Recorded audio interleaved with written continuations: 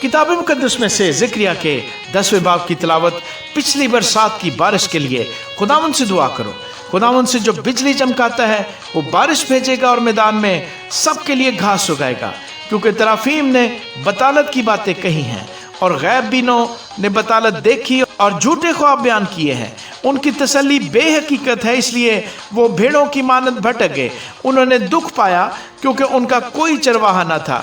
मेरा गजब चरवाहों पर भड़का है और मैं पेशवाओं को सजा दूंगा। तो भी रब्बुल फ़ाज़ ने अपने गले यानी बनी यहूदा पर नजर की है और उनको गोया अपना खूबसूरत जंगी घोड़ा बनाएगा। उन्हीं में से कोने का पत्थर और खोंटी और जंगी कमान और सब हाकम निकलेंगे और वो पहलवानों की तरह लड़ाई में दुश्मनों को गलियों की केच की मानद लताड़ेंगे। और वो लड़ेंगे क्योंकि खुदावंद उनके साथ है और सवार सरासीमा हो जाएंगे। और मैं यहूदा के घराने की तकवीत करूंगा और यूसुफ के घराने को रहाई बख्शूंगा और उनको वापस लाऊंगा, क्योंकि मैं उन पर रहम करता हूँ।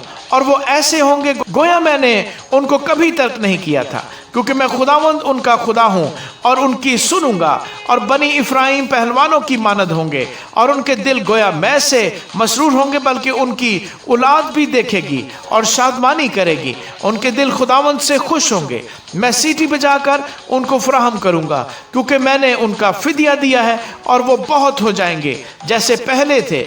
अगरचे मैंने उनको कौमों में परागंदा किया, तो भी वो उन दूर के मुल्कों में मुझे याद करेंगे और अपने बाल बच्चों समेत जिंदा रहेंगे और वापस आएंगे। मैं उनको मुल्क मिस्र से वापस लाऊंगा और असूर से जमा करूंगा और जलाद और लुबनान की सरजमीन में पहुंचाऊंगा, यहाँ तक कि उनके लिए गुंजाइश ना होगी। और वो मुसीबत के समंदर से गुजर जाएगा और उसकी लहरों को मारेगा और दरियाए नील तह तक सूख जाएगा और असूर का तकब्बर टूट जाएगा और मिस्र का आसा जाता रहेगा। और मैं उनको खुदावंद में तकवीयत बख्शूंगा और वो उसका नाम लेकर इधर उधर चलेंगे।